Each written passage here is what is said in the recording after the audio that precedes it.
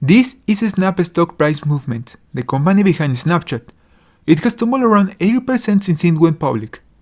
How did the next big hit in technology, the company which beat Facebook at its own game, the one that once valued at $25 billion, crash that hard? And is it really that bad? Let's talk about this.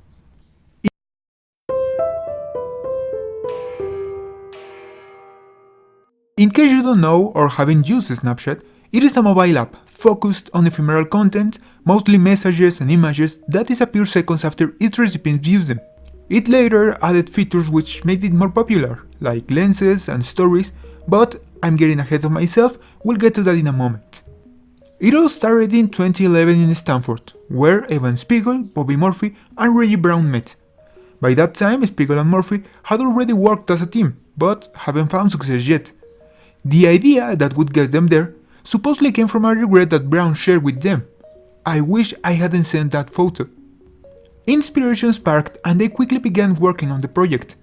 Spiegel was majoring in product design, so they presented the project to his class, only to be received with boredom and skepticism.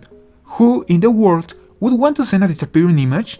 They are usually taken to preserve a moment, not to be forgotten. Despite all that, as we have already seen in this channel, it often has little to do with the idea itself, but with how you sell that idea. To understand why Snapchat seemed like a great idea to its creators, we have to take a few steps back. Anything uploaded to the internet becomes permanent. It always leaves a trace, some record. Even if the original uploader deletes something, someone else could have downloaded it before. A good product is the one that solves a problem. What I just told you about the internet may sound normal, but let's see a few problems which Snapchat offered to solve or wouldn't even have in the first place. Do you know anyone who takes 20 photos but ends up only uploading 2 of them? Maybe you know people who untag every picture in which they don't like how they look. Or even worse, people untagging pictures because a potential employer could see those party photos? Anyway, not being discouraged by their product reception, the team continued working on it, and published the app on September of that same year. There were a few issues though. For starters, Murphy and Spiegel had kicked out Brown from the team. Also, the app wasn't getting any traction among their peers at Stanford. It had barely over 100 users. But then a stroke of luck came. Spiegel's mother had told her niece about the app, and quickly the users multiplied at her high school. It was an ideal solution. The teenagers could pass notes in class without leaving any evidence, and they could do so on the same iPads provided by the school, devices in which other options like Facebook were banned. The app soon reached the 1,000 users mark. In December they had doubled, by January it had 20,000, and by April 2012, 100,000 users. Today this quick growth may sound like good news, but back then it came with yet more trouble. The cost of maintaining the servers running for such a big user base was getting out of hand. Nonetheless, the luck streak hadn't stopped yet. Enters Barry Eggers, a managing director at a venture capital firm. He learns about the app through his daughter, who told him that Instagram, Angry Birds and Snapchat were the most popular apps among her friends. Barry then gets Spiegel and Murphy an almost $500,000 investment. From then on, growth was quick and almost unstoppable. In 2012, they launched the Android version of the app with an outstanding response. In 2013, they introduced stories, publications similar to Snaps, but they had no specific recipients, so all of your contacts could see them, and they disappear up to 24 hours after they get published. In 2015, the famous lenses get introduced. I'm pretty sure you have, at least once, seen the dog one. Even while growing, it was a bumpy road. The first mentions of the app by the press treated it as if its primary function was sending indiscreet or suggestive images, if you know what I mean. We could also talk about the rivalry with Facebook. In 2012, just a year after the app launched, Spiegel tells he had the chance to meet with Mark Zuckerberg, but it was quite the experience. In Spiegel's version of the story, Zuckerberg basically met him and Murphy only to notify them about the imminent launch of a new app called Poke, which had Snapchat-like features. Unfortunately for Facebook, this move backfired. People were learning about Poke not because of its features, but as a Snapchat copycat. This brought more attention to the original. By 2013, Zuckerberg was already accepting his defeat, and various sources state that he offered $3 billion cash to buy Snapchat. an impressive amount if we consider that he had just acquired Instagram for $1 billion a few months back. It came as a surprise to many when Spiegel declined the offer, but half a year later, Bok was retired from the App Store. At the time this seemed like a crushing defeat, but the story wouldn't end there. We'll get back to this in a moment. In 2014, they settled Brown's lawsuit for $157 million. He accused them of kicking him out of the project and not giving him credit for anything, even when he had evidence of having formed part of the team, having the original idea, and even designing the Ghost logo, which you might easily recognize today. In that same year, the first attempt to monetize the app was made. By 2015, Snapchat reached 100 million users. 2016 was a relevant year. First, they acquired Bitstrips, the company behind Bitmojis. You may have also seen one of them even if you don't use the app. Then the company changed its name to just Snap, due to Snapchat not being their only product anymore. It launched Spectacles, a pair of sunglasses with mounted cameras that could record and upload to the app. Since then, Snap describes itself as a camera company. By the end of said year, preparations start to eventually list the company on the stock market, with valuations ranging from $20 and up to $30 billion depending on who you asked. On March 2, 2017, it finally debuts on the stock market. The listing price was $17 per share, but at its first trading day, it quickly rose to around $25. From there, the stock has tumbled, and said movement is what first gave me the idea for this video. I would like to start with the bright side. Why do I think the company had such an impressive growth at first? Of course, this is just my opinion, you may differ, but I think it really wasn't just one factor, but the sum of several details which exploit human behavior. On every other platform that I know of, there's an image of ourselves which we often want to maintain. That will explain why does Instagram, with its filters or many photo editing apps, come as successful. With Snapchat, there's no such issue. The photo will disappear anyway, you don't have to worry about the moment being perfect, you just have to enjoy it. At least that's what the company says it tries to accomplish. Close to 60% of its users admit they have sent photos of them doing funny or silly faces, photos that otherwise they wouldn't have even dared to shoot or share. On the other side, knowing messages will disappear also affects the recipient's behavior.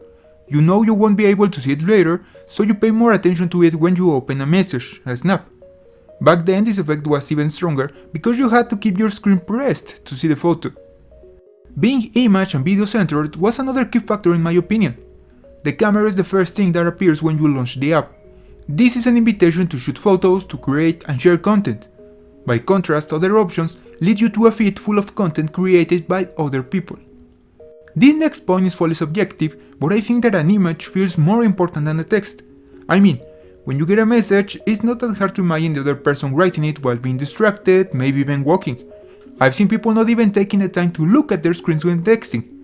Every time you get an LOL, we can almost guarantee that the other person had a straight face while sending it.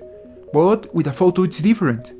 Whoever sends one to you has to stop everything for a moment to at least be sure everything is within frame and in focus. If the sender is walking, he or she has to stop. If he or she is in the middle of a class or at work, maybe make sure not to get caught. And I'm not even counting if they add text or stickers to the photo. Although easy, these little tasks imply a little more dedication to the message. You can be sure that the sender cares about you enough to send you a photo over a text.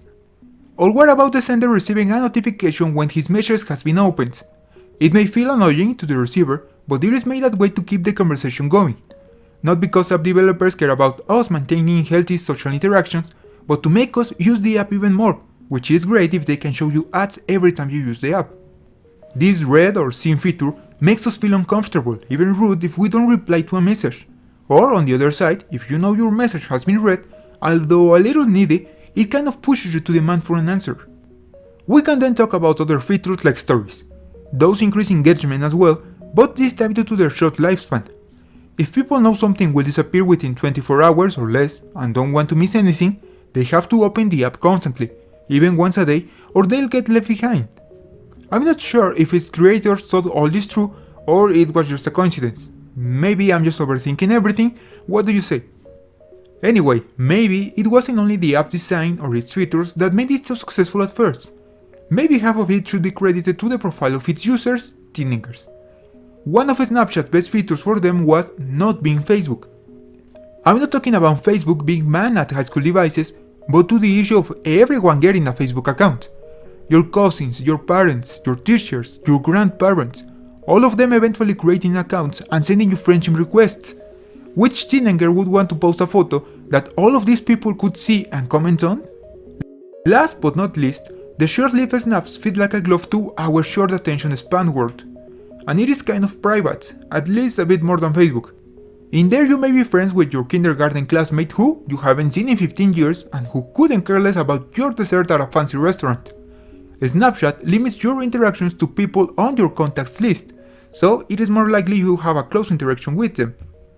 Just to sum this up, I'll say Snapchat succeeded at first because it gave new life and importance to the camera and the photos. At first, a photo had to be well thought and unique because you had limited film. You wouldn't even know how the photos looked until you developed the film. Then came digital photography and mobile cameras.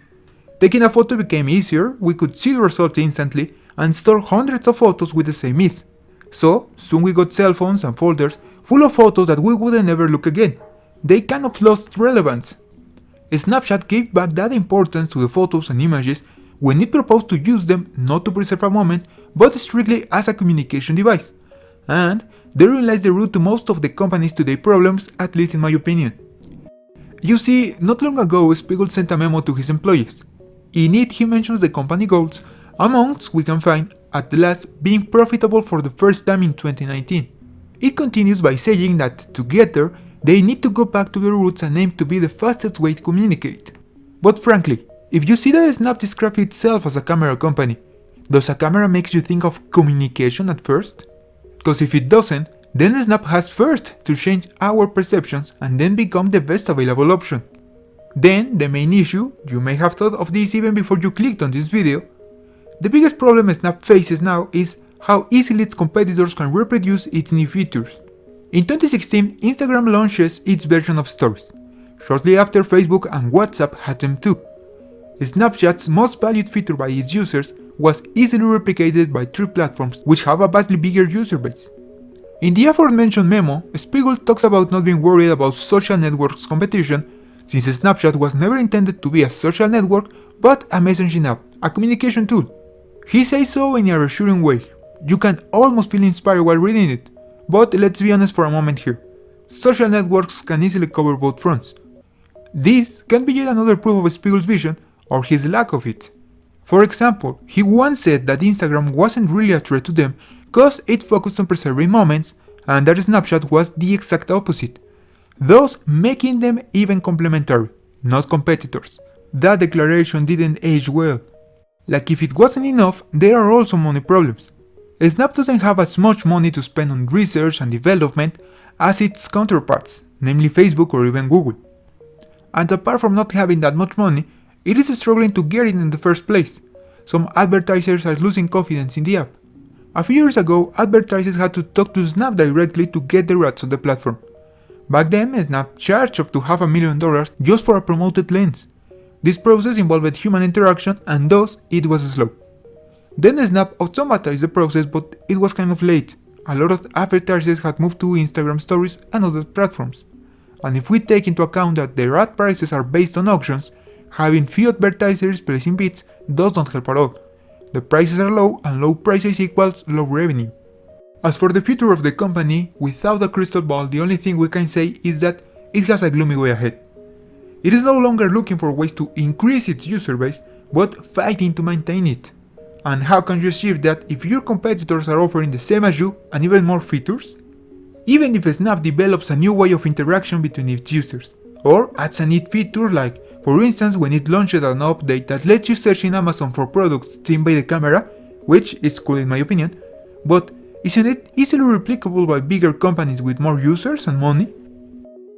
How can you maintain your customers' loyalty and engagement when their young people used to quick changes, updates, new product models every 3 months and changing fads? And what about real social networks? I mean, what's your incentive to use an app to communicate if none of your contacts uses it too? As you may have guessed, I'm not an avid user of the app. During my research, I tried to remain as unbiased as I could, but if someone asked me, I don't really think Snapchat had success and then tumbled. I think people just mistook popularity with profitability. Expectation got pumped, People had seen what happened with Facebook but hadn't invested back then. They thought it was their second chance and that it couldn't be missed. I wouldn't go as far as to say it is doomed. It still has an outstanding user base. It has demonstrated more than once its ability to innovate and introduce new engaging features. It has also made various acquisitions and investments in fields which still have yet unknown potential, like virtual and augmented reality. It would quickly grab my attention once more the moment it decides whether if it wants to be a camera company, a social network, a communication tool, or any other given option. And what about you? Are you an avid Snapchat user? Which is your favorite feature? Why do you choose it over other options? What do you think the future holds for the company? Please let me know in the comments and I'll see you on the next episode of Financial Titans.